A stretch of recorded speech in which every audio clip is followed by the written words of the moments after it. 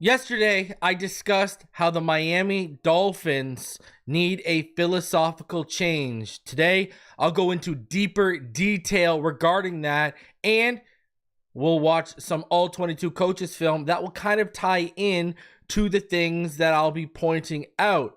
Plus, is there any reason to give second thought to giving Grier and McDaniel yet another year to run it back? We will discuss that and so much more. Do me the favor, smash the like button, subscribe if you are new. And you know what time it is. Let's get into this.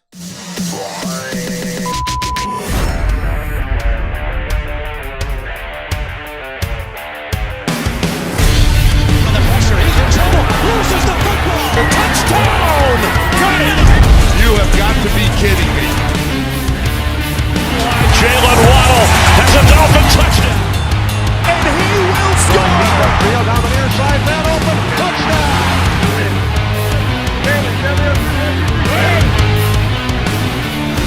The run from Tua Tagovailoa.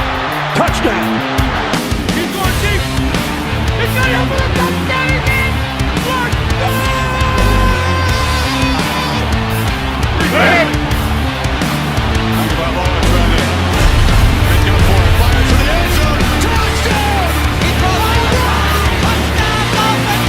Beautiful day to be a Dolphin fan. Let's go!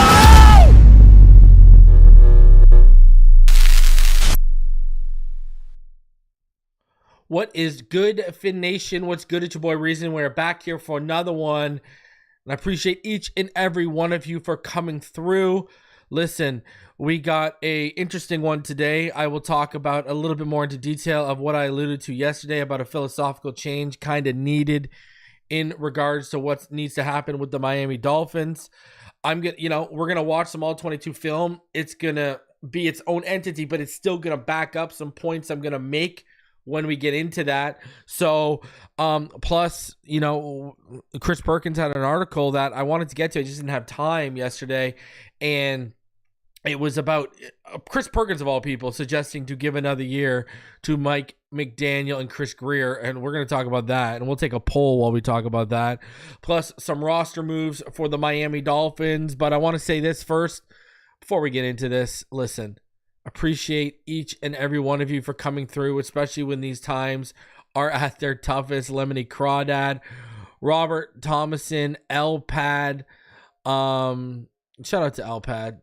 Elpad been coming through for a minute here. Let's up this ante here for Elpad, and let's make him let's give him some mod status. So shout out to Elpad. We'll give that to him. Boom. So, anyways, Renegade 76 comes in hot and saying fire Chris Grier and Mike McDaniel. And then he says I'm running late. Yo, usually I'm like 4 or 5 minutes late, maybe even longer. Today I was like 1 minute late.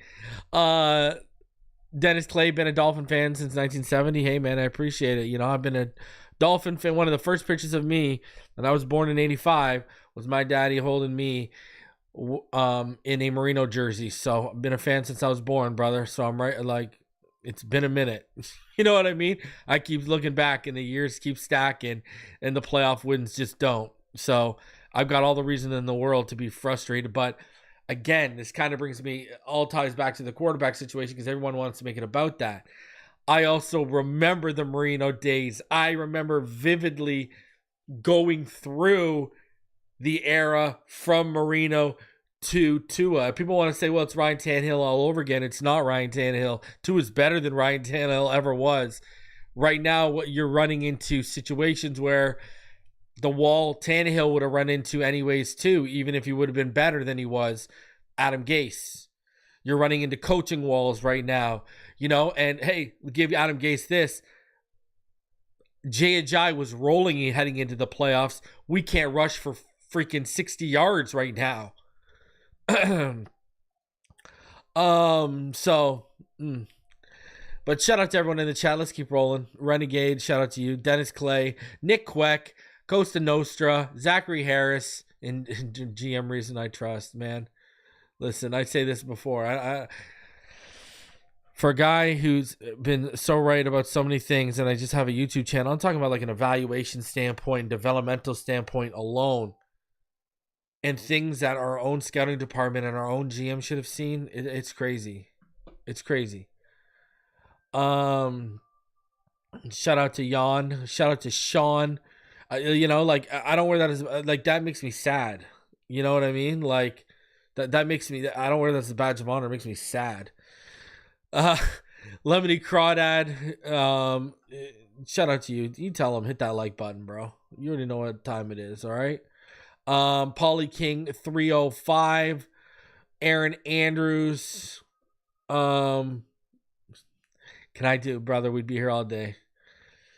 And honestly, my thing is, you know, I don't like to give those people any, like, you know, I think this, I don't, you know, I may address them, certain people loosely, but I don't even like to name drop, and it's not about me having no problem, because I'll tell these people straight to their face what I think about them, and they know that because they've been told that either on the phone or in their DMs or whatever the case may be, is by directly. Like, y'all don't know what goes on behind the scenes. But anyways, I just don't like to give them time. The time on this channel and time to you viewers I view as precious. Why waste it on waste of space, you know? D-Hugga, fire them yesterday. I guess next year, Brody, says Wayne D. Shout out to Wayne D. Daniel. Christmas Day 1971. So you are coming up on your anniversary. You're like 8 days away. Yeah, no, don't worry. You know, mentally and emotionally I'm beat up. I just don't show it, man. They are not getting a good GM unless that GM gets to pick his own coach, says DJ Lloyd. Tori Dixon says we suck. Stephen Bream, Scott Pro. Yeah, hey, bro. I think that's enough after the season. We'll get into that. What's your first move of your GM reason? Fins all day. Pauly King, Nate Gone. Marino's GOAT. Shout out to everyone in the chat. Listen, I think toxic fans, you know, I do think there's certain people, Omar, shout out to Omar. I do think there's certain fans, you know, listen, I'll tell you what the deal is with this fan base. This is what you can do. Here's what the deal is with this fan base. They will flood to certain people when there's certain energy or things are going certain ways for the team. Let me just say that. That's just what it is. That's just how it is. Like, they want to be told what they're feeling, and you know, you go just hop on X. You don't even need to stay on YouTube. Hop on X, see how over emotional people are. You know what I mean? Look how quick people were calling, you know, Chop Robinson a bust, and now we'll show the film today. Look at how many plays he's making on third down alone. No one wants to, I'm the only one who's been talking about it since it's been going down, since the pressure's been going down. Look at the incompletions he's forced. Look at the sacks he's getting on key third downs. Chop Robinson looks like he's going to be a big time player, and there were people out here who were saying he's a bust after like 5 or 6 weeks. Then there were people out here trying to convince y'all that pressures don't matter. We'll watch the film tonight. I'll show you exactly why pressures matter. And it goes both ways, not just one way. It goes both ways. So pressures matter. And if you just pigeonhole the Chop Robinson experiment this year, pressures have mattered big time. How many big incompletions has he forced? How many almost strip sacks have happened that were overturned to incompletions that Chop had? And Chop's, and what you really need to key on is when these things are happening with Chop. Chop's making plays on third downs, and he's making plays on critical third downs. And he's been doing it since before he started racking up the sacks. He was doing it with forcing incompletions due to pressure. Now he's doing it incompletions due to pressure and with sacks, because as a pass rusher, you can see the growth. He's comboing stuff. He's dips and rips, you know, swipes and rips, you know, chops and clubs he's throwing in there when he can. So he's trying, you can see, you know, and his get off is explosive. Like, I remember I was charting today's all 22, and one of the sacks, I think it was, I forget which sack it was by him. I think it was his first sack. Anyways, like, I just freeze frame it, and I looked away, and I came back, and I looked back, and I looked back before I hit play, and this man looked like he was offside, and it was just how explosive he was and how perfectly he timed the snap. Like, no one was moving. It was crazy. And he was just, you could see his body already like exploding out. It was nuts. You know, like man, and just people are so quick. It's just like how they want one person to blame. Everyone wants one person to blame. But you come here, I'll never blame one person. I'll say there's certain plays you can look back on and you can say that cost you the game. And I'll use examples of a non-Tua time, Germany, Kansas City, right? Tyreek Hill has a drop at the 31. We don't get any points off that drive. Then he has a fumble at the 30. It's returned for a touchdown. I mean, do the math on those two plays. Right there alone, you cost us what? Field goal, touchdown. You cost us 13 to 21 points basically off those two plays alone. That's why I say, I'll give you a Tua example. If people want to sit here and say to me this past weekend, Tua cost us that game. That interception before halftime, that cost us the game. You won't hear an argument from me. You'd probably actually hear me probably agree with you. Why? Because do the math on that. That was a 13 to 17 point swing and I've said this since it went down, but people want to come in my comment section. People want to come on my chat and tell me I'm making excuses for Tua when I'm straight up naming plays you can blame the loss on due to Tua against the Texans.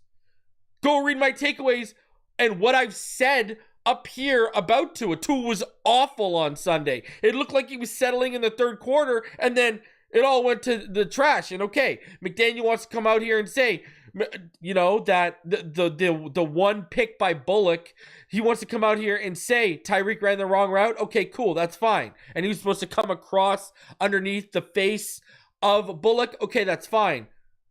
But you still made the throw. And I get it. You got to be there on the spot. You know, the second pick was not good. The third pick, yeah, I think Tyreek should have came down with the ball. He got both hands on it and he let a younger grown man take his lunch at the catch point. And you're paid $30 million and you were ranked. See, that's the thing. Everyone wants to excuse Tyreek, who is ranked the number 1 on the top 100 players list. And Tyreek will be the first to let you know he was ranked that. But everyone wants to excuse the number 1 ranked player on the players' top 100 list for not winning when he had both hands on the ball at the catch point and Stingley had one hand underneath it. And people want to excuse that. Because they just want to. But you know what it is? Guess what? It's another example of Tua letting us down in a big game. Tyreek letting us down in a big game. How many times last season did I talk about the three-headed monster continuously letting us down in games? This is why. This is why we lose when Tua even plays good. 2022 against Buffalo. Tyreek and Sherfield don't make touchdown catches. Poyer's defense allows a 3rd and 17 before they have to be converted, and then it leads to touchdown. Any one of those three things go our way, we win that game. It's the same old shit. And this was really only Tua's bad game against a good team. Finished with 360 against Green Bay. Had us within scoring 1, and then McDaniel's play calling and personnel usage drove that to the SHITS's. Okay? And then, you look at Buffalo. Where were the defense and special teams against Buffalo? Just like special teams and Tua and Tyreek in the offense hung the defense out to dry, like I said from the beginning, against the Texans this weekend. Defense and special teams hung Tua out to dry against Buffalo in week 9. Mostert fumbles in key games. Like, this, and this is where the cracks in the foundation of me defending McDaniel are now beginning to show, and where I can't defend McDaniel now. And I'm the only one talking about it. Again, I'm the only one talking about it. I'm finding my own points not to defend these guys because that's how objective I am, even if I like the guys. When you are not playing, I'll go deeper. Everyone wants to blame undisciplined football on McDaniel or undisciplined tackling on Weaver. I'll go deeper than that. Not being able to play complementary football on all three phases, that's a coaching issue. That's a McDaniel issue. That's a big McDaniel issue. Because in these big games, and then you got games where, in these big games where McDaniel doesn't do himself his own favors with his personnel usage and play calling. Then you got players who don't execute, one on each side of the ball. I mean, it just turns into this big hot mess. And that's the problem, is the coaching. With the complementary on all three levels, the lack of complementary football on all three levels. We got serious issues. And this is why I said, when Tua was out, do we really think if he comes back, he's going to fix these issues? And yeah, Tua gave us a glimmer of hope that maybe he was going to fix the issues and match them. But then what happened? The moment Tua has a bad day, the wheels fall off and we can only score 12 points. But then, I mean, you know. And it's like I said, we can't run the football. I keep bringing up the Buffalo Bills game, the Week 9 game. Look at how good of a game Tua has in that. And look how close it was. Look how competitive we were. If we don't rush for 149 yards and we rush for 49 instead, do you think the game's even that competitive or that close? Even if Tua is still as good as he was? No! Nope! Because like I've said, to win in December, to win in cold weather, is exactly how you have to win in playoff games. You got to play good defense, which we got, which we got against the Texans, 110%. But you got to be able to run the football. And we can't do nothing now. And then when you look at the All-22, what happened? D'Amico Ryans and his staff threw some disguised looks and some new wrinkles at McDaniel and Tua. And I don't know whether you want to point at Frank Smith, McDaniel, Tua, Bevel, but they weren't watching the surface enough between drives, because they were showing this new look with, well, not a new look, but something that defense hasn't done to us very much at all this season, and we paid for it. Right? Where they were dropping both corners back to take two deep halves, and then the safety would basically either sit or take a couple false steps forward, you know, but he wouldn't drop deep, and it was basically like an inverted cover 2 look. And then they ran different coverages out of that too sometimes. Because there's one instance I have where they run even a wrinkle on that. So, you know, I don't know. It's a hot mess right now. Everyone, and that's what I'm telling you, it's more than one thing. And then, you know, we want to say, as much as if Tua doesn't show up, the offense is dead in the water. If Sealer, Chop, and Calais don't show up, and I mean, I guess you could sprinkle in Jordan Brooks lately, the defense is dead in the water.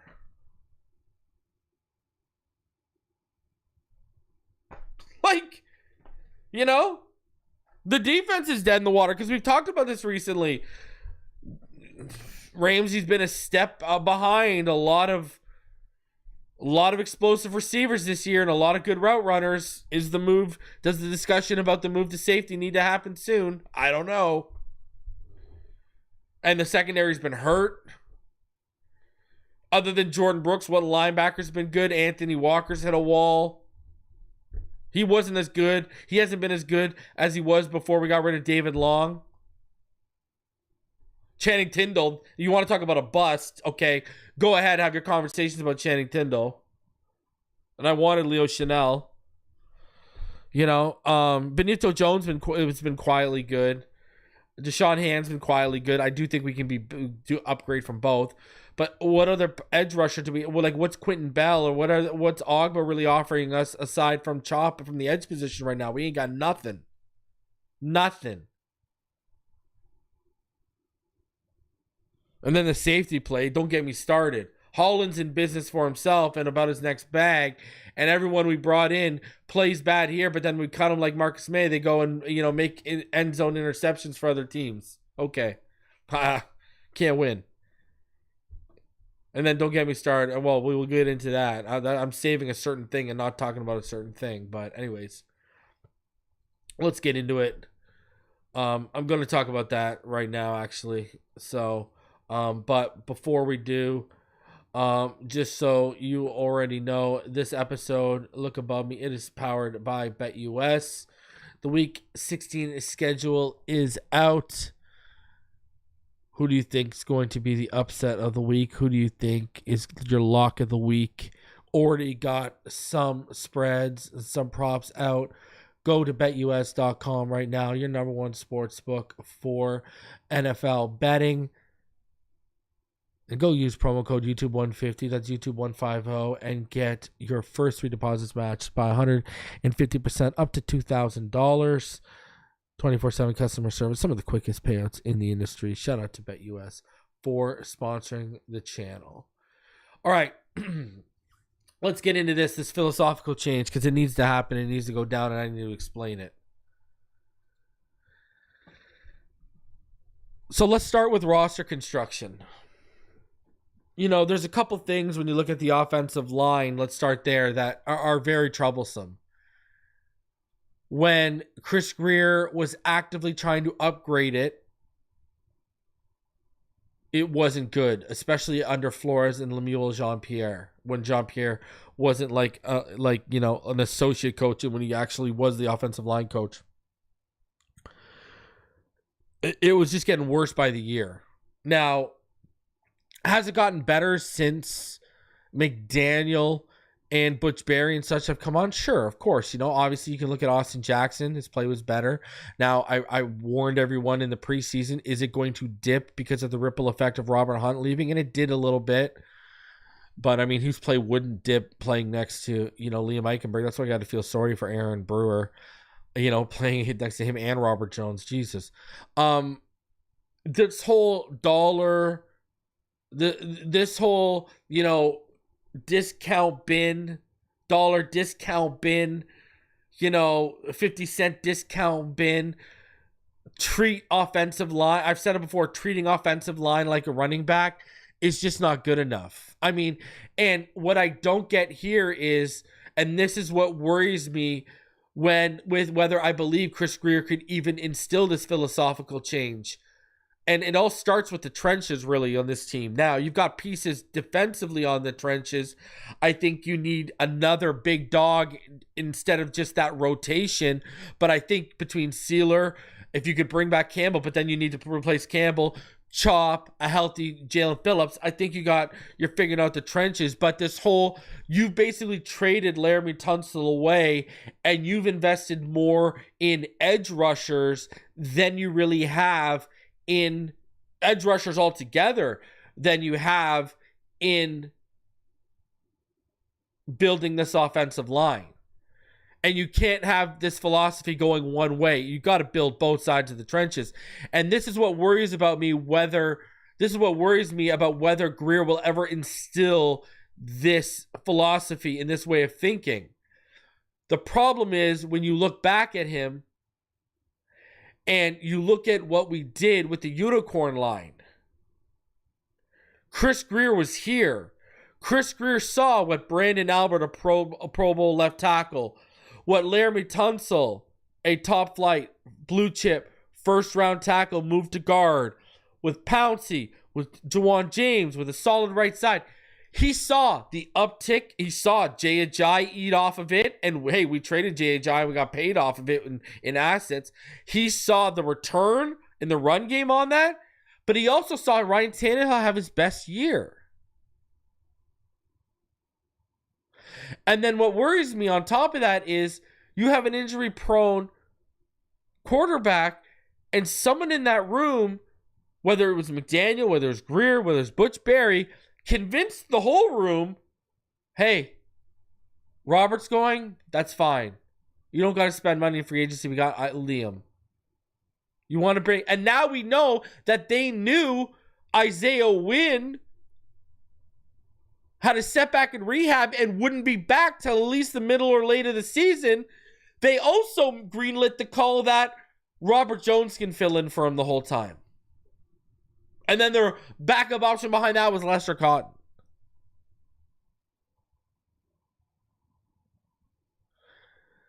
This whole roster construction philosophy of let's take playmakers over being nasty is wrong, because you need to have playmakers, but you still need to be nasty.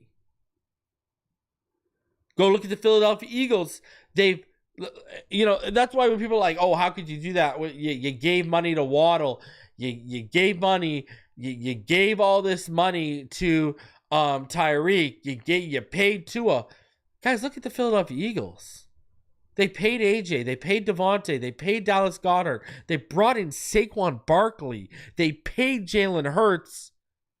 But look at how good they've been at drafting and paying the right guys, the right amount of money at the right time on the offensive line.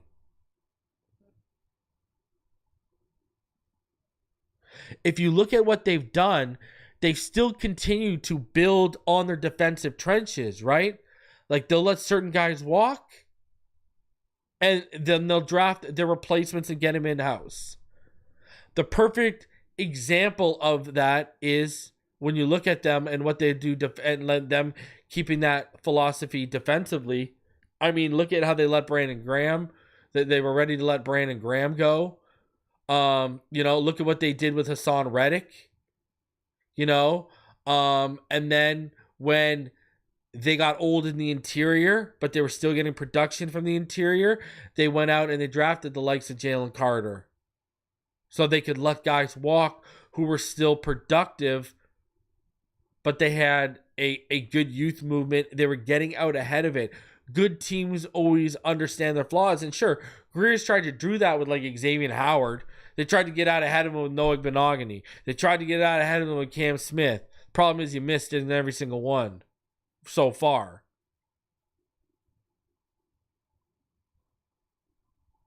But my point is,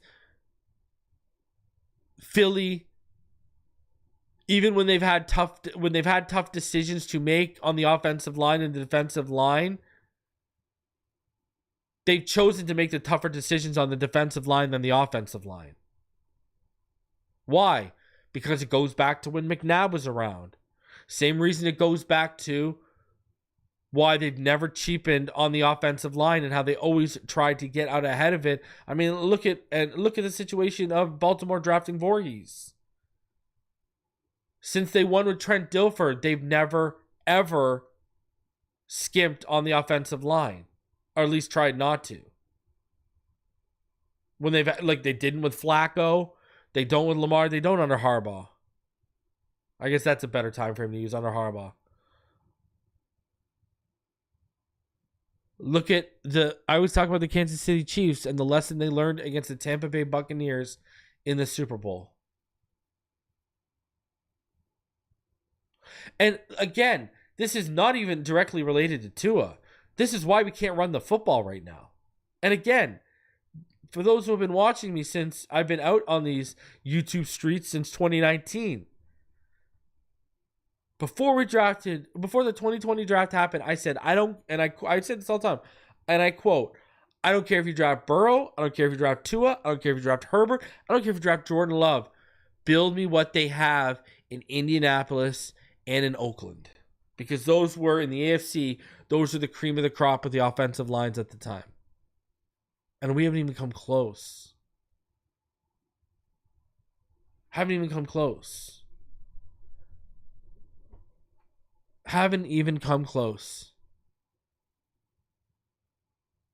And this philosophical change goes even deeper than that. You can't be approaching free agency with this double dipping mindset.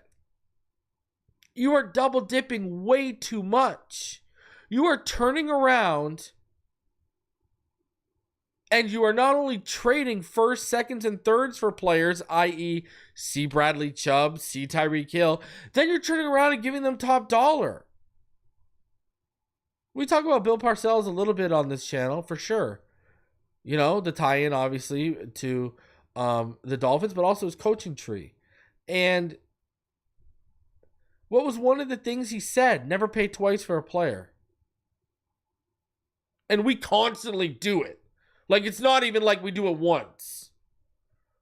Like, look at, we've constructed this roster, how we've constructed the roster. Like, realistically, you shouldn't be adding a Bradley Chubb and a Tyreek Hill in the sense of trading all the picks you did and then paying all the money. You should be doing one of those. The other position you should be trying to fill in just free agency where you just got to give money, or a trade when they already have a contract. But what are we doing? We're just constantly double dipping. So what does that do? Trading all those draft picks doesn't allow you to take shots at replenishing your depth chart. That's why we've seen guys like Liam Eichenberg and Robert Jones and Lester Cotton until recently stick around for so long. And why we've seen them have to go with so many cheap veterans like Neville Gallimore and Deshaun Hand and Benito Jones, because they haven't even had the picks to replenish, because they've been using them in the Ramsey move, in the Chubb move, in the Tyreek move. And then you've been paying top dollar to these guys on top of it. And the reality is, these are veterans, and we're talking about veterans. Let's not even talk about the young guys who just got their first contract, like Waddle, like Tua, etc., etc. You're paying more for the future of those guys. Tyreek, Bradley Chubb, Jalen Ramsey have been brought here. They've had picks, trades invested in them. They've also had money invested in them, and they haven't helped the problem. It's one thing with young kids learning to win. Like, Kader Kohu. He's got to get his first contract. It's one thing with those guys. Jalen Phillips when he's healthy. It's one thing with those guys. But look at the veterans you've added. Even Javon Holland. Now, Javon Holland's play is not indicative of a guy who deserves $20 million or whatever he's going to be asking. But you need even a philosophical change to how you're approaching these trades.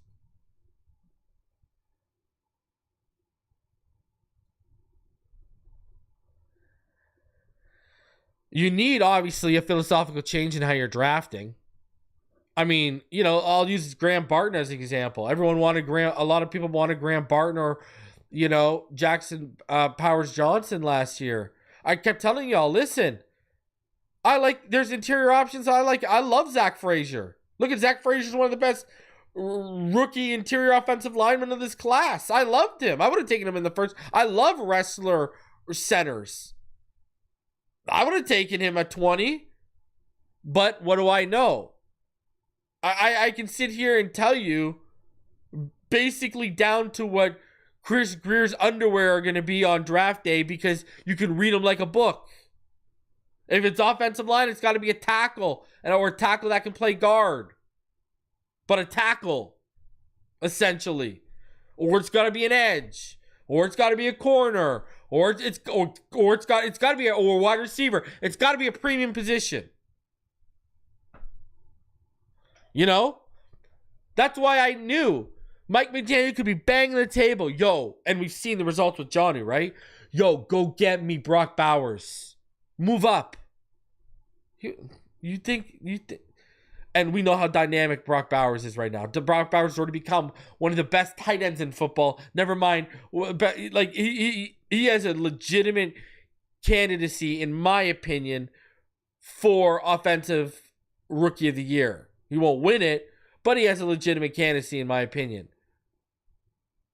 He's having a, unbelievable rookie setting, rookie tight end setting rookie year. It's unbelievable. And I could see from a mile away. Y'all knew how much I wanted Brock Bowers last year. And what was I saying when I had Omar up every time we did our Cover 4 podcast last year? Tight end's the next step in the evolution of this. I even played clips because McDaniel came out and said it after I said it, that tight end was the next evolution of this. So You knew I knew Brock Bowers, seeing what we're seeing with John, knew that was going to be able to. And, bro, you think you could show Chris Grier the future? Do you think he would trade up for a tight end to 10 or 13 or wherever whatever it was? No, he wasn't taking a 10. He was taking it like 13 or whatever, right? You think he would trade up 7 spots? No.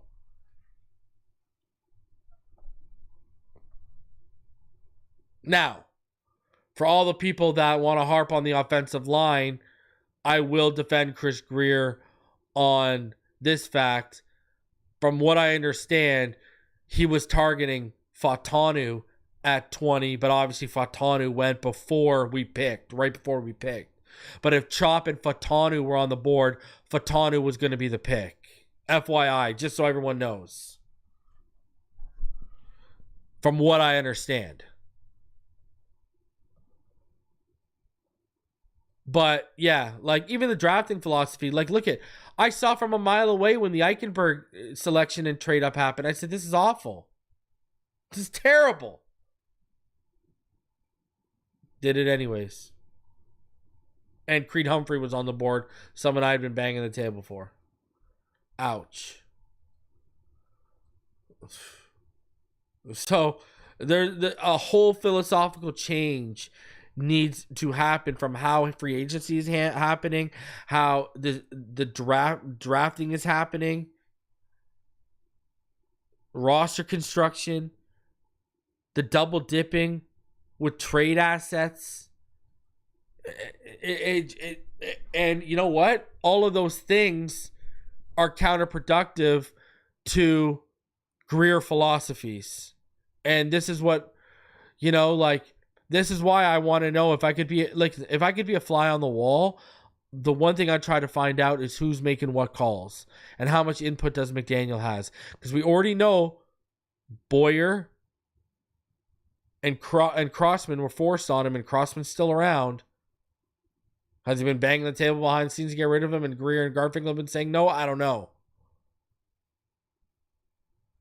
So there needs to be a philosophical change, and I don't see those philosophical changes happening with Chris Grier in power. I don't know if I even see those all fully happening with Garfinkel and Brandon Shore still in play. I don't know.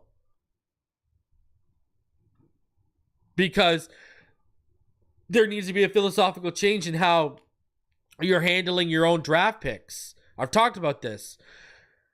You need to be better at projecting their developmental curve out and the market value a few years out. You could have signed Robert Hunt for 12 to 14 million last offseason. You decide to play it out and wait, and that went up to 20 million and he dipped. And it's because, and then you come back to him in October, like 6 to 8 weeks into the new season, and say, let's talk about that 12, 14 million. What do you think him and his agency are going to say? They're going to say, we're already halfway through the season. Let's play it out. Come on. And is that a philosophy that's shared with Brandon Shore? Because we know when it comes to the contract negotiations and everything financial, Brandon Shore has a big say too. Guy's got more power than Grier when it comes to that stuff. So, will all these philosophical changes happen just with Chris Grier going? Will they all happen with Chris Grier and Mike McDaniel going? Because then you ask yourself, I like Reggie McKenzie and Marv Allen and their history in the background, but were they yes men? Were they pushing back on Chris Grier? What's happening to their track records off of this? Are they enablers, or were they pushing back, and did they disagree? I don't know. They've stuck around long enough where it makes me think they haven't been pushing back very much.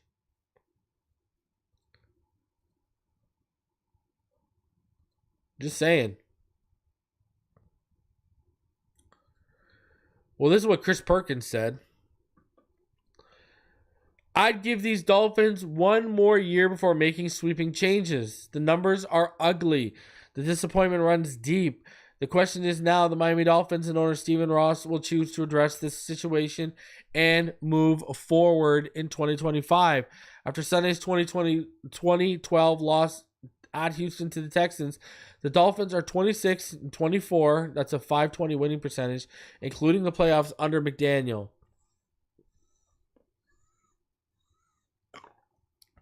You are what your record says you are, and in this case, that's a huge, somewhat predictable disappointment.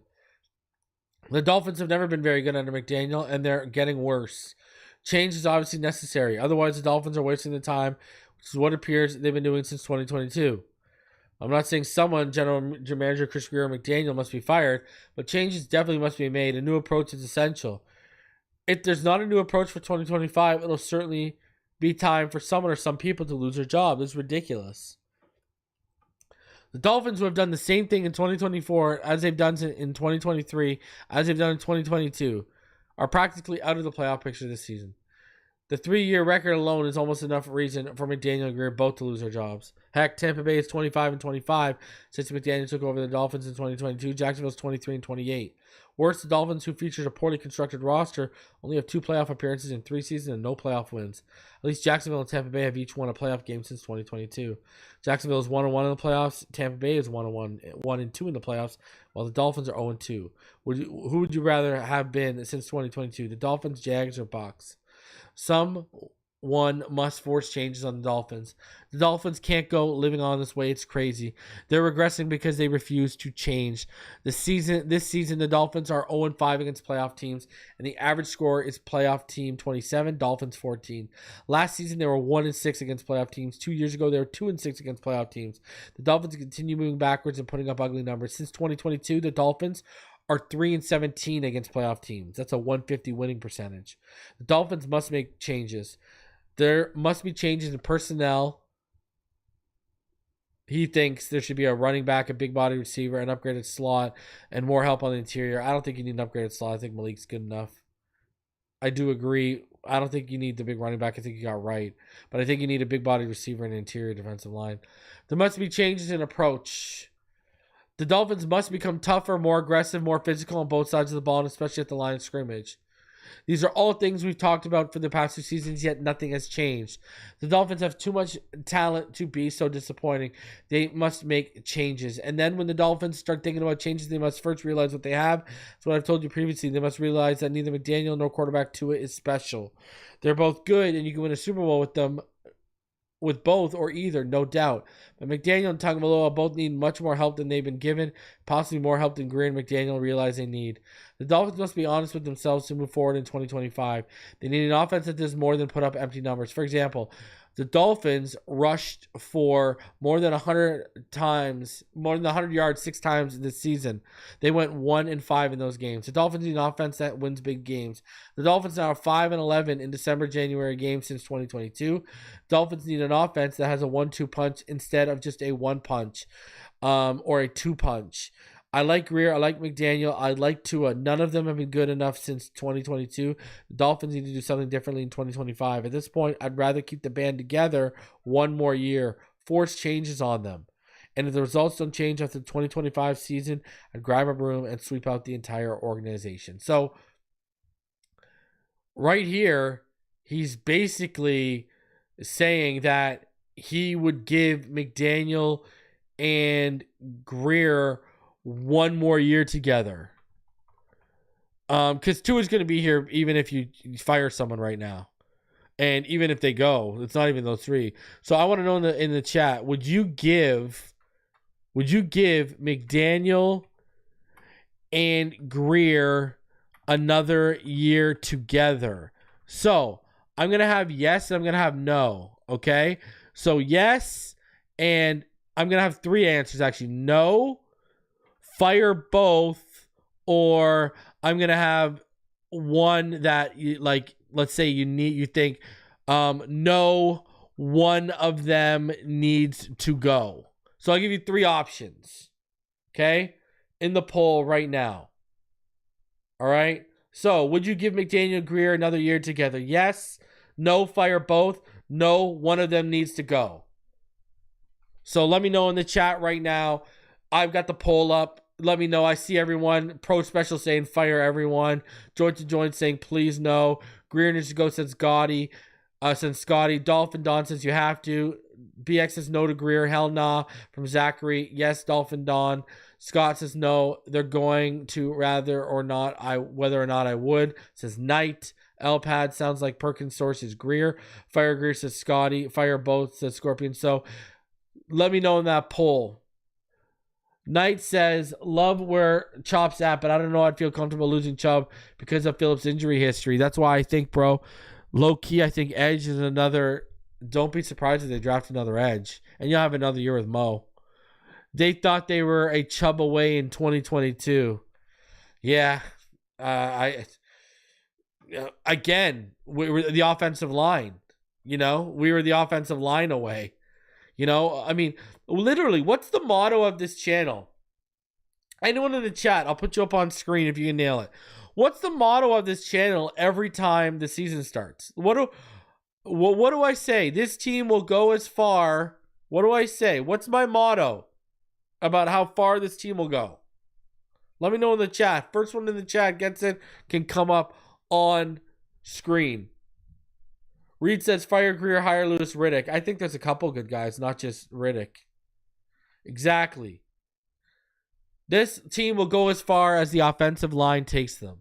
Knight says it nails it. As far as the O-line takes you, as far as the O-line takes them.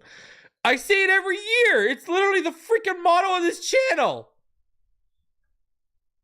It's literally the motto of this channel. This team will go as far as the offensive line takes them. And what did I say this preseason?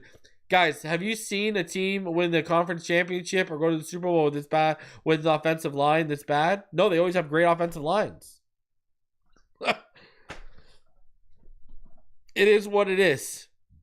And that's another thing when we talk about the philosophical change earlier I was talking about. He kind of alluded to it a little bit in that article. This team needs to become tougher. They need to become tone setters. I think the defense is changing a little bit in that, but the offense isn't. Especially on the offensive line. Like, we need some nasty, hard-nosed guards and tackles brought in here. You know what I mean? That's what I'm saying. Like, we need that.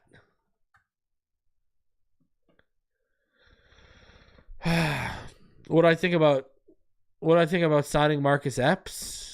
He's good. I gotta look at the safety, right? Obviously to replace Holland. I would draft one. This safety class is good. Like, obviously you got the dudes at the top. You know what I mean? Like, it goes without saying. When you talk about, because you've seen it obviously in some of your what's it called? Some of your mock drafts. Malachi Starks makes a ton of sense. Nick Manowari makes a ton of sense. I'm a huge fan of that kid out of Iowa, what is it? Xavier Nwakpa. I love what I've seen from that kid. 6'2", a little over 200 pounds. Like, and I like my Iowa players. I like this safety, man. You even got Xavier Watson at Notre Dame. Like, I like this safety class. I'd maybe invest in another safety. And Knight, let's have the conversation. Do you move Ramsey to safety? Do you have the other safety in Jalen Ramsey? Ask yourself that. Is the guy already in the building? But again, you need to set the defense is getting nastier. We need to get nastier on offense. I did a mock draft a couple nights ago, last week actually, and Kelvin Banks dropped to me. Obviously, I'm going to take him. He's perfect scheme fit for this, but I want some nastiness. Like, look at how Mekhi Becton's playing this year right now for the Eagles, and they've moved him at left guard. Like, look at the size of him and look how he moves. Imagine drafting a guy like, Kelvin Banks, kicking him to left tackle and having Mekhi Becton at left guard. Or hey, you can move Kelvin Banks, or you can have Kelvin Banks at right guard and keep Paul at left tackle with Becton next to him. And then you move Austin Jackson to guard, maybe? I don't know. But, man, I'm just saying. So the league seems to be out on us. We've been flexed out of primetime on week 17. We will move to 405 on week 17. Honestly, thank God. Even though the playoffs are over, I still want this team to win out. I'm not trying to sit here and watch this team lose out the rest of the season. So, I still want changes to be made. I still want them to win out and changes to be made. But Dolphins versus Browns will move to 405. Given how bad this team is on and how much of suffering it is to watch this team on prime time, this is the small victories right now. This is a small victory. That's how I view it. I'm not even offended. Take your primetime slot. And then the Miami Dolphins today, they made some roster moves. They've signed Jake McQuaid to the active roster off the practice squad, and they placed Grant Dubois on the injured reserve list. So Blake Ferguson's still not come back. They also signed Isaiah McKenzie and Skylar Thompson to the practice squad. Yes, that Isaiah McKenzie, the former Buffalo Bill, is now a Miami Dolphin. Remember when he was cooking Needham a couple of years ago? Like the only game Needham had that year that was bad at nickel, and we got worked a little bit that year. So, hey, man. He's had 4 and 5 touchdown seasons, but, I mean, get him in here, whatever, I guess. But there's some roster moves for the Miami Dolphins. Right now in the chat, full-time nickel, I don't think he'll want to. Man, you got to – listen, we can move you around as a chess piece. I look at you more, put him in the box, right? We can use you blitzing off the edge. We can use you in the nickel situation, like you said. We can, and even if we are in a dire need, we can flex you on the boundary. We can put you up on the perch alone. We can put you in the too high. I mean, I think you can still move around as a chess piece, Right now, 54%, 114 votes. One of them needs to go. 39% say fire both. And 8%, a resounding 8%, say yes, give Grier, McDaniel another year. We'll update that as we go on. 320 of you in the room. Smash that like button. Please do me a favor. Subscribe if you are new. Let's chop it up. Let's get into some film and break it down. I always try to get like 15 to 20 plays. I always come out with like 22, 22, 24. Even in games when I don't want to sit there and watch the film. And this was one of the games, ladies and gentlemen, but it was eye-opening, this game. And this ties into the philosophical changes I'm talking about the toughness and about the trenches and treating the trenches like it's a running back unit and, discount binge shopping. Because obviously your philosophies with contingency plans aren't as good either, and that's proven not just with the quarterback, but with the offensive line. So right now, it's a Dolphins opening drive. It's the 6th play of it. Miami's gone 12 yards in 5 plays. They look slow out of the gate. It's 3rd and 9 here. You got 2 in the gun. Moser to his left. 2 wide receivers to the left, 1 to the right for a 2x1, 11 personnel look. Houston shows a 31 cloud look, but they'll drop to cover 6-4-2. All right. Eichenberg. Watch Eichenberg. Like, what are we doing here, Eichenberg? Watch Eichenberg. He's going to work to his outside shoulder to help Jackson Carman, who already has help from Jonnu, who's engaging and then leaking out. What this is going to do is you see Moser just going to draw Moser to the A gap beside to Brewer's right shoulder. But the problem is Lassiter is going to, number 4 here, who's off the right edge, looking like he's in coverage. He's actually going to blitz. And because Mostert is occupied because of Eichenberg, he comes free. This is going to flush out Tua, and he doesn't even have a chance to make a read or see Waddle. Watch Waddle. Look at Waddle right up here at the top of your screen. Watch this. Look at Waddle. But look at Tua. He's running for his life. Look at this. Tua's flushed out. He doesn't even have a chance to make the read or see Waddle running free up the right sideline on his out and up. He's running an out and up because he's flushed out. He's running for his life. He's got hands on him right now. And, the same people who hate on Chop that say pressures don't matter, they're the same people bitching we don't have explosive plays right now. There's an explosive play right out the gate. What are you supposed to do when the protection is this? Look at Robert Jones. His man,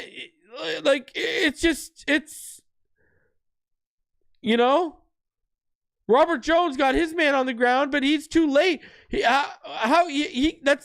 can't get over there. That's not on Robert Jones. This all starts with Eichenberg. Look at Eichenberg. You got two men on that edge rusher. What are you doing, Eichenberg? And look at Eichenberg even worse. He's looking right at the man shooting the gap. Now, Brewer. This is also on Brewer too.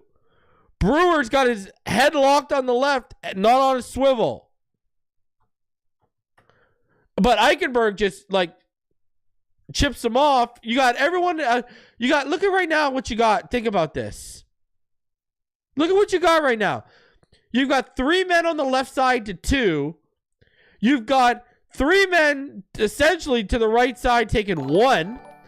You've got 6 men to 3 bodies. And because Brewer didn't keep a head on his swivel and Eichenberg felt, and this could be the play design too, Eichenberg felt the help was needed on the right side for some reason.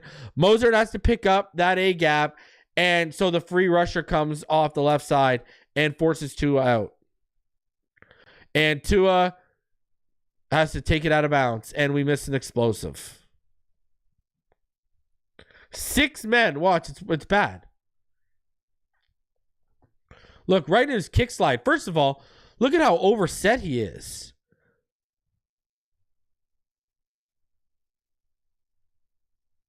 Are you trying to trip Jackson Carman too? And then, he just gives a push. Now, I do think Brewer is supposed to help here. And Brewer's got that, look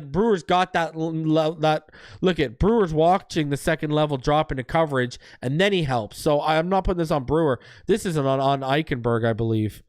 Eichenberg, hand to the left. Even sees him and gets a hand on him to shove him. But Mostert should actually be handling the man coming off the left edge, and there's no chance. Look at Eichenberg's got no one.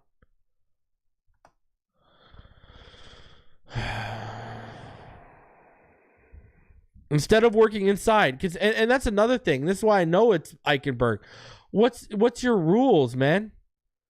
Closest path to the quarterback is inside. You got to work inside. That's your closest path, brother. Not just get a hand on him. Carman already had help. Unreal. Miami punts. They leave a big explosive touchdown on the field, do protection out of the gate. So now, after that beautiful thing, unreal, man. Unbelievably unreal.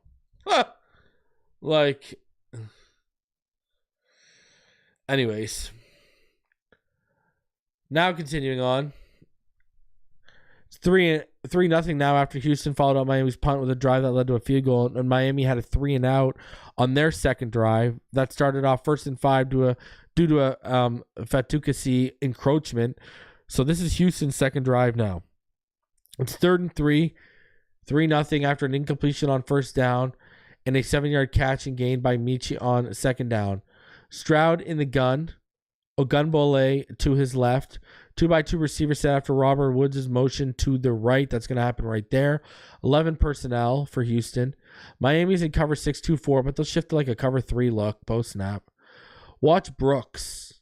Watch Brooks here. He is just going to absolutely shoot. You can see right there, Brooks is lined up to the left of the center. Patterson, he's over the A-gap. He's in the orange cleats. Watch him. He's just going to shoot that A-gap. It's going to draw Ogunbowale as Patterson works to the right. And Green takes on Sealer while Tunsil takes on Ogba. Look at this. And Sealer, look at that. It was quick there. But look at this. Sealer, he's going to use a swipe and swim over move right there on the stunt.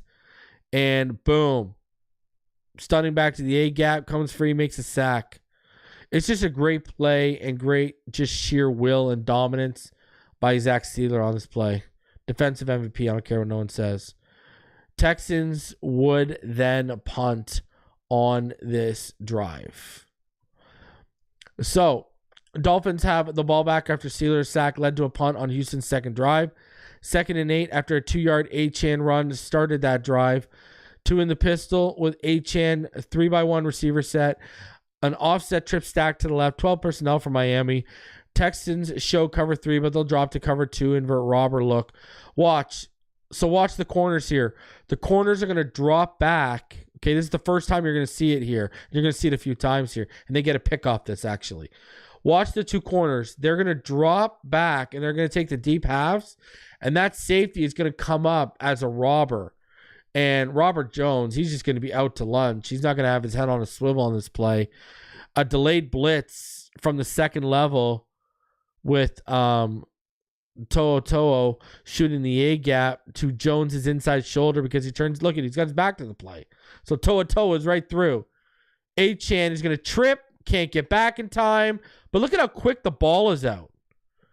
And this all rushes to his operations in the pocket. But what does he do? When you go back and you look at this, he reads the depth of the linebacker, right? And because he reads the depth of the linebacker here, he's able to fire it out to Jonnu quickly on the stab route. It's a 10-yard gain. But again, you see how just quickly pressure's coming early. And this is just, look at, we're only a few examples into this game. Dolphins would end up getting only a field goal out of this drive to tie the game at 3-3. But look at this. Just poor pressure. Like, just poor protection, poor communication. Achane slips on this, or he could have come back and tried to help him out. But Robert Jones, I don't know what he's doing. He's just out to lunch. So now here's the next. Here we go. Texans get the ball back after Miami tied it, and this is the first play of that drive. 1st and 10, Stroud the gun. Mixon to his right, 2x2 double stack, 11 personnel for Houston. Miami's going to drop to cover 2 post snap. Watch Mixon. He's going to motion out right and then back to his left to give an end around effect when Stroud gives him the ball. But watch Brooks again. Number 20 here, orange cleats. He's at the 35-yard line of Houston. To the right of the hashes. Watch this. He is just going to read the play, recognize his path and his angle. He's going to shoot off Steeler's hip. He's going to make himself skinny through the gap. Look at that right there. He's going to come through, take an angle, and just shut it down. Loss of 2 to start the drive. This drive would end as a 3-and-out with another Houston punt. But absolutely fantastic stuff. Jordan Brooks is a dog, ladies and gentlemen.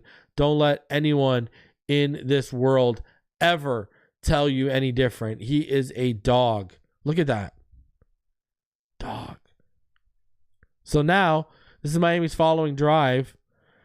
After that 3-and-out drive by Houston. Miami, it's 2nd and 4 after roughing the passer penalty against Houston. Started the drive, followed by a 6-yard run by Mozart on 1st down. 2 is under center, 1-by-1 receiver set. Mosert's the single back. Ingold's going to motion as the H-back to the left. And then he's going to go to the right for the fake toss. But look at the left side. Patrick Paul has a bad play here. He's going to get beat easily inside with a simple rip move through the B gap by Derek Barnett. While Eric Murray is going to come down from the second level, blitz through the C gap off the left edge. All while Ingold is at the bottom here. Watch Ingold. He's going to motion, and then he's going to whiff on his pickup of Danico Autry. 2 is going to have 0 time. He's going to throw off his back foot toward Waddle on the dig. Look at the pressure. Like, this is absolutely brutal stuff. Like, look at this. And I will be here. Waddle's held. Watch Waddle at the 50. The arm is across the chest. If you watch Waddle here, he's actually held. Look at that. He wants the whole... Look at that. Look at how he's held. Waddle's actually held here. And he wants the flag. Look, it even looks for the flag. Look at him. Where's the flag? Waddle's actually held on this play. It's an incompletion, but again, pressure. Tua is forced to throw way too quickly off his back foot. Look at this. But look at the hold. You can see him. His arms being held right there. Look at that. Look at his outside, his left arm's being held. You can see the hold. And then he comes out and releases. That's why Waddle's Waddle's looking for a hold. So this is the next play after the pressure from everywhere. Force the incompletion to Waddle. It's 3rd and 4, 2 in the gun. Moser to his right, 2x2, double stack, 11 personnel look for Miami. Houston's in cover 4. Watch this. Watch Eichenberg. Danico Autry is literally going to grab Eichenberg by the throat, put him on his heels, and push him back into Tua, almost instantly collapsing the pocket. Watch this. Grabs him. Look at this. Look at this. This man's about to choke slam him like he's Kane. That's illegal, by the way. That's a 15-yard penalty. Now, here's the problem. Tua's going to try to rush to his left, but look at Jackson Carman, the right tackle. Will Anderson is too quick and athletic for Carman. He's going to arc around him because of how deep Tua gets, and boom, ball's out on the sack. That's all because of Eichenberg. Eichenberg doesn't get pushed back like that. It does not force Tua back. But this is back-to-back plays where protection let Miami down on this drive alone, and it hangs the Miami defense out to dry. Look at this. Look at this. Look at this. Tua just pushed back, needs to move, and then boom. I mean, back-to-back plays. I mean, guys, I've shown you 6 plays. 4 of them are terrible protection in one way or the other. Let that sink in. And we just saw protection kill a drive right there. So it's Houston's ball after the fumble. 4th play of the drive after it started at Miami's 28. 3rd and 3 from the Miami 6. Stroud in the gun. Empty backfield. 2x3 receiver look for the Texans. Cover 2 pre-snap. And then it's going to be Tampa 2 post-snap for the Dolphins. Ogunbowale, he's going to motion inside the backfield to Stroud's left to make it a 1x3 look. Watch this. Ramsey, you're going to watch Collins, right? Collins at the bottom of your screen here, number 12. Ramsey's going to release Collins inside. He's going to take a jab step outside. Then Ramsey's going to release him inside, right? He's going to break in on a dig. Watch Poyer. Watch Poyer here. He's at the goal line on the bottom of your screen. Watch Poyer here. This guy is going to turn his head and is more focused on Ramsey releasing Collins than covering him. Watch this. Look. What are you doing? This guy's looking at Ramsey. And look at Collins. And look at Stroud's breaking loose. And look at. And now you're behind the 8-track. And then what happens? And then he stopped again. Let's count how many times Poyer stops when Ramsey releases him. Like, what are you freaking doing, bro? And I trust Ramsey is doing his job more than I do you. Okay, ready? 1. Stops. Looks. Okay, ready? Stops again. And then, like, what is Poyer doing? Like, get this guy off my TV and off my team. He'll, yell at Ramsey after the play. This man has a delay in his coverage and breaking to the receiver because he turned his head and whole body to yell at Ramsey. Like, watch this. Look at yell. Like, stopped again and then go. Like, what are you saying, bro? Unbelievable. 10-3 after the extra point. So now this is Miami's next drive after the Houston touchdown. 2nd and 3 from the Houston 14. Miami's gone 56 yards in 6 plays with the help of a 15-yard penalty against Houston for a low block. 2's in the pistol with Moser. 1x3 set with a stack split out right. 21 personnel for Miami. Houston cover 1. Achane will motion out of the backfield and watch. He's going to motion, and it's a toss to him. Look at this. Look at Tyreek. All right. See Tyreek? You see his jersey getting stretched? How you can only see a 0 in the middle? Tyreek gets called for a hold here. Look at it. Look at that man's hand on Tyreek's shoulder. Then Tyreek releases him, uses momentum, and lets him fall, and Tyreek gets called for the hold. I don't know, man. I don't know about this being a hold, bro. Like, the defender is grabbing all of Tyreek's jersey. Look at this. That is a hold.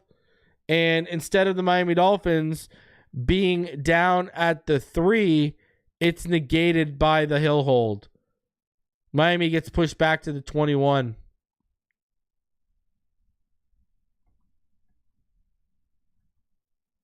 I guess maybe because he has his arm wrapped over the arm there.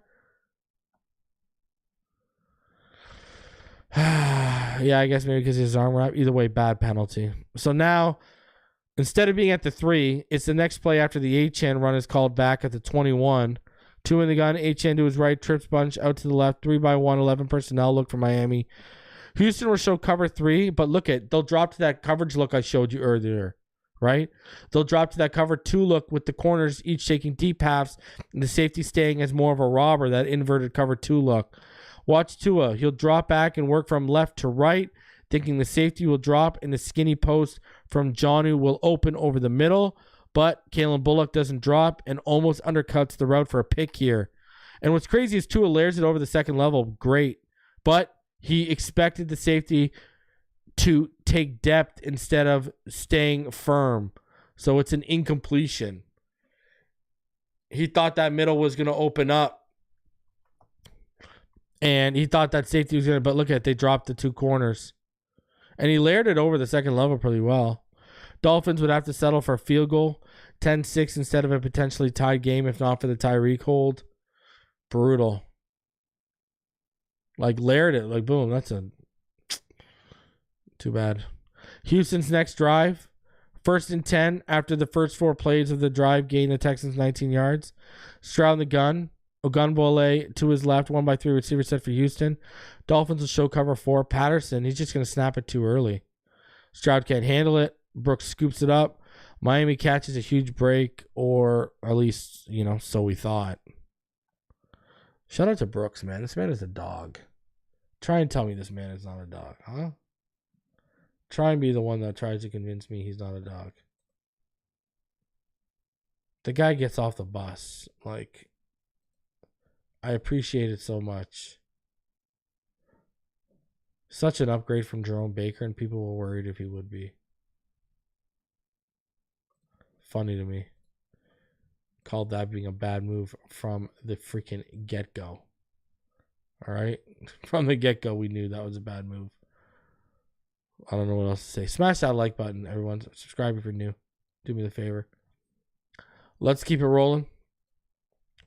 So, Miami's ball after the botch snap led to the Brooks fumble recovery. 2nd and 6 after Houston and Miami. Trade penalties back and forth on the first 2 plays of the drive, and then Achane had a 4-yard run. Tua in the pistol with Achane. Trips bunch to the left, 1 receiver to the right. 43-by-1, 11 personnel look. Houston will drop the corners again to take the deep halves and leave the safety as a robber for that cover 2 inverted robber look. And Washington's going to motion in and out. Tyreek's going to run a deep dig, but he's going to round it out. Tua targets it. Bullock is sitting on it, and Tua doesn't catch the break like he did on the Jonnu throw. That's a pick. And look at the return. Like, thank God for Devon Achane on the return. Now, you would think by the looks of this that clearly Tua, McDaniel, Smith, or Bevel didn't recognize the cover 2 inverted robber look in between drives and discuss it between drives. That's what you'd think. But we found out post-game, Tua and McDaniel both alluded to the fact that Tyreek, watch Tyreek here. He's supposed to get in front of the safety, not round it out behind them. So this is actually a Tyreek error. He's supposed to cut that dig earlier, but he rounded it out behind the safety. So that was Tyreek was not in the, that was when McDaniel said we got players need to be in the right spot and where they're expected to be. That's what he was talking about. Again, thank God for Achane. Houston would add a field goal. They'd go up 13-6 before the end of the half, and they'd get the ball to start the second half. Ouch. Tough. So here we go. Houston, their opening drive to start the second half, up 13-6. 3rd and 3 after a 4-yard run by Mixon on first down and a 3-yard run by Stroud on second down. Stroud in the gun, Ogunbowale to his left, 2-by-1 receiver set, 11 personnel for Houston. Miami will show cover 3, but drop both corners to take the deep half and draw the safety up as a robber as Brooks buck drops. It's an invert Tampa 2 look, really. Chops is going to engage, go wide on Schultz as Ogunbowale comes over to help.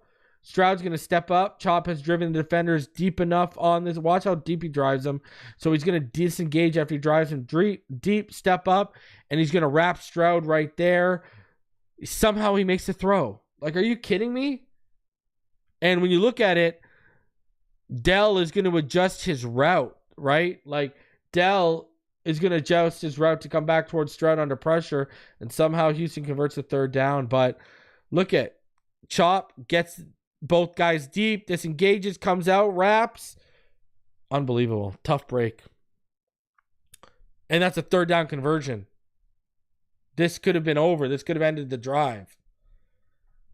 I mean, Chop did everything right, but I mean, what do you do there? Played him well. Got his blockers deep right there. And then boom, got off him. Tough. So, same drive. Dolphins have forced a 4th and 2 from their own 44. It's a direct snap to MJ Stewart. Watch this. He's going to break to his left and then give it to Ogunbowale while it looks like Duke Riley's held a little bit here. Storm Duck. Go look at Storm Duck. He's all the way out of bounds. That right edge is just free. Absolutely brutal. Absolutely brutal. How Crossman has a job, it's beyond me. You know? So now they got a first down on the Miami 4, basically. Unreal.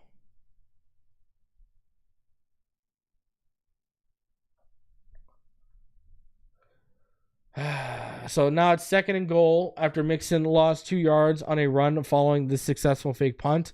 Stroud under center. Mixon's a single back. 1 receiver to the left. 2 stacked to the right. 11 personnel for Houston. Miami in cover 2. Stroud is going to bootleg to his right. Calais is going to come downhill and he's going to force Stroud further to the right. And look, Walker's going to get lazy in his coverage on Collins. Shallow crosser.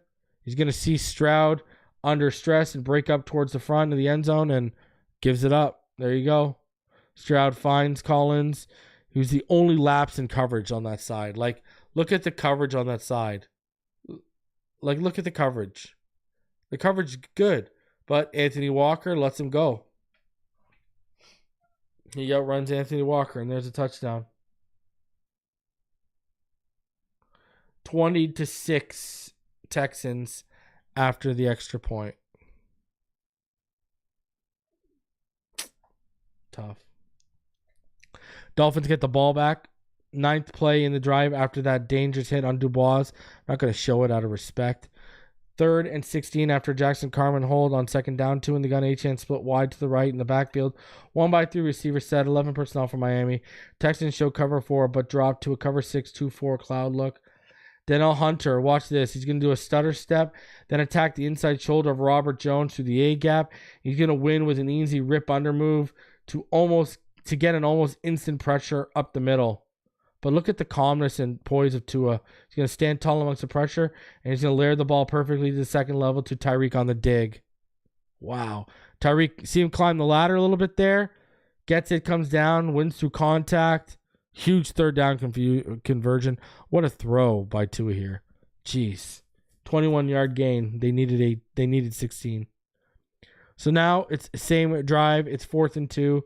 Miami settled for a field goal on 4th and 7, but the Texans took an offsides penalty. So now Miami's going for it. 2 in the gun. A-Chan to his left, 1-by-3 set with a split bunch set to the right. 11 personnel. Houston in cover 1. Everything's going to be pretty well covered off the snap. Tua is going to work from left to right with his progressions. When he sees the coverage, he's going to move out to the right. He's going to flip his feet. He's going to see Jonnu drawing the defender in with his whip route. And then he's going to fire to the back of the end zone when Jonnu breaks back out towards the pylon right there. And beautiful throw, created some time. Everything was covered, stayed patient, saw it and ripped it to the back of the end zone. 4-6. But then Sanders would miss the extra point because why not? So it would be 20-12 Texans after this. Look at that pump, rolls out, resets, fires. Good throw. So this is the Texans' next drive after the Jonnu touchdown. 3rd and 2 after a 5-yard catch by Mixon on first down. And a 3-yard run by Mixon started this drive off. Stroud in the gun. Ogunbowale to his right. 2x2 receiver set. Double split stack. Dell's going to motion from the wide left to the right. 11 personnel. Miami will show cover 3, but the motion from Dell shows more of a cover 1-3, like a cloud 1-3 look. Chop, watch this. He's going to be so explosive with his get off. He's going to get his hands a little wide on Howard, but he's going to get him deep enough past the pocket where all he has to do is disengage.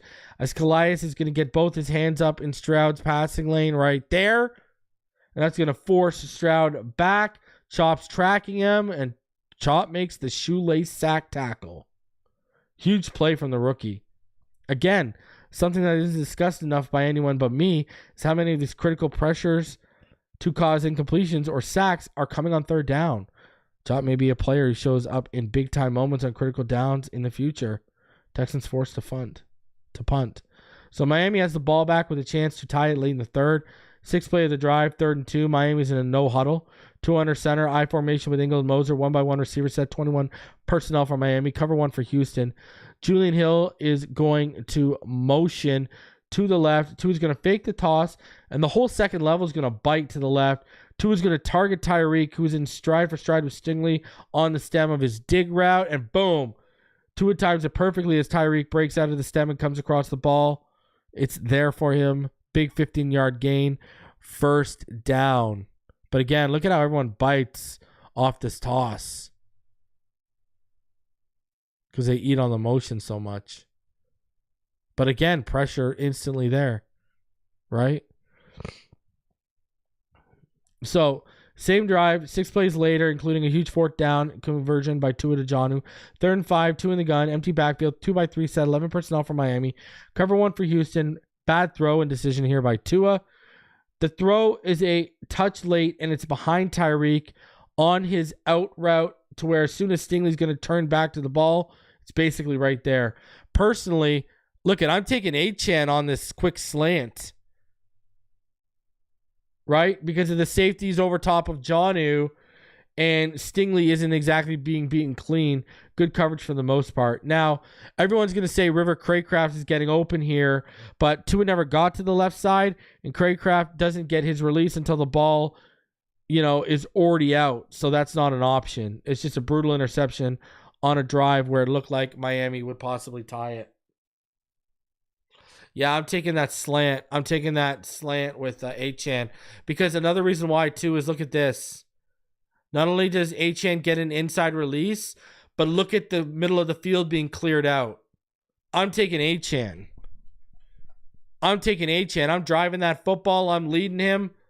He's got a step on him. Yeah, I'm taking Achane. That's just me, though. Because if he breaks that tackle, look at the middle of the field. He's one-on-one for 20 yards with the safety. He's got so much room. That's just me, though. Brutal interception, though. Needed to tie it here, and it looked like you would. And you just locked in, too. Yeah, that's a bad throw, too. It wasn't even outside. It was, what are you throwing behind Tyreek Hill there? That's a bad throw. That is not a good throw. Dolphins get the ball back, still down 20-12, as the defense forced a punt on the Texans drive following the Stingley pick. 1st and 15 because Eichenberg thought it was a good idea to start the drive off with a false start. 2 in the pistol with Achane. 1-by-1 receiver set. Heavy left. 21 personnel look for Miami. Houston in cover 6-4-2.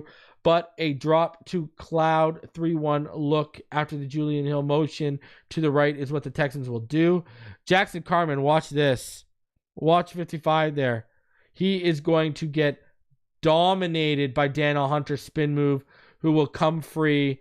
And Tua just tries to spin move of his own, but can't avoid him. Sack. Look at this. Boom. So the offensive line between a penalty and now a sack has killed this drive in the first 2 plays.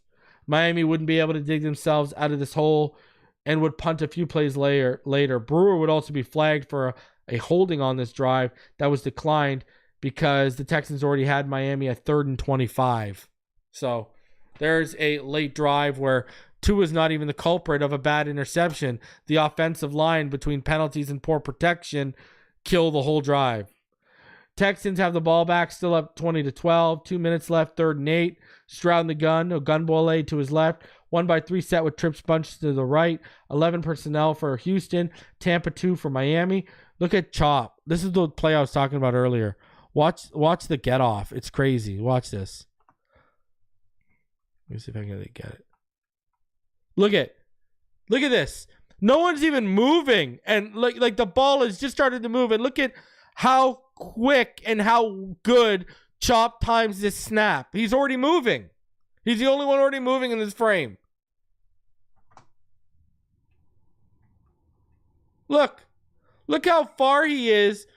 Like, unbelievable. So he just times his snap. He's so explosive. And he's going to win against Howard with a dip and rip. And he's going to get Stroud low while Sealer's going to come up the middle as the looper. And he's going to take Stroud high. Massive sack by the Sealer-Chop combo. If you watch here too, Chop was also egregiously held. What an effort. And again, another huge 3rd down play by him. Defense gave the offense every chance to tie it and even take the lead if they would have handled their own business in the 4th quarter alone. Texans punt. So, Dolphins have the ball back with just under 2 minutes left. Still down 20-12. 2 in the gun, empty backfield, 3-by-2 receiver set, 11 personnel for Miami. Cloud 3-1 look for the Texans. Tua wants the wheel to Tyreek out of the right slot. You're going to see here. That's what he wants here, not what he's going to get.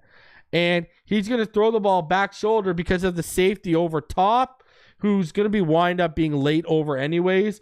Tua, Tyreek.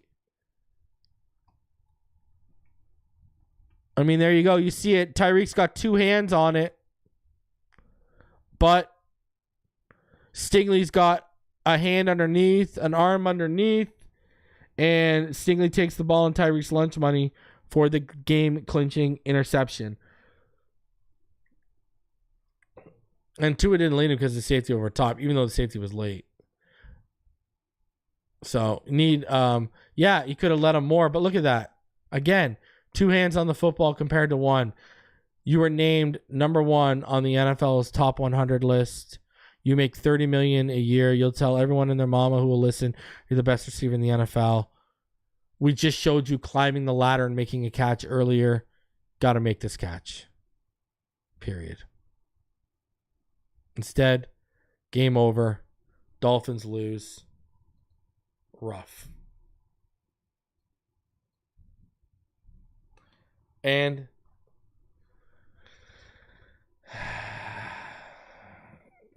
tough, man. So listen, this all ties back into what I was talking about earlier. You guys saw it, right? We didn't even look at a lot of run plays, but the philosophy starts with the trenches. You need to fix these trenches. You got a quarterback in a big moment, and this is the second big game in a row, right? Look at, they gave up the most pressures and the most sacks allowed all season, 16 pressures and 5 sacks against Green Bay, and now they allowed 13 pressures, their second most pressures this season, and 3 sacks, their second most allowed sacks of the season, in a big game against Houston, on the road again. And it goes deeper than the passing game.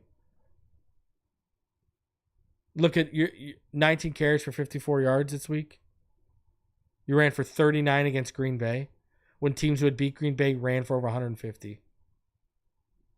So, yeah, philosophical changes need to happen, and it starts with the trenches. Because the ripple effect it'll have on the run game and the pass game and the offense as a whole needs to happen. We've seen Tua execute at a high level against Buffalo this year, against Green Bay this year, Green Bay, same thing too, right? I just showed you examples, multiple plays in a row, where penalties and poor protection literally killed drives late in the game when they're trying to tie it. What do you think happened in Green Bay? We literally had drives. 2 of our first 4 drives in the first half were killed because of poor protection and penalties. It's a running theme, and it needs to change. Period. Guys, this episode, it is sponsored by BetUS. Go over to betus.com right now. Use promo code YouTube150. That's YouTube150. Get your first 3 deposits matched by 150% up to $2,000. Some of the quickest payouts in the industry, 24/7 customer service. Shout out to BetUS for sponsoring the channel. Tomorrow I will be back with Richmond and ball game. Thursday I'll be back with Neil. Friday we'll preview this weekend's game. And Sunday we'll be here for the live reaction to the post-game show. If any breaking news happens in between that time, you know where you can find me. Right here, waiting and ready for all of y'all. Until next time, you already know what time it is. Fins up all day, every day. I will see y'all on the next one. Have a fantastic rest of your morning, afternoon, evening, or night whenever you're watching this. Love y'all.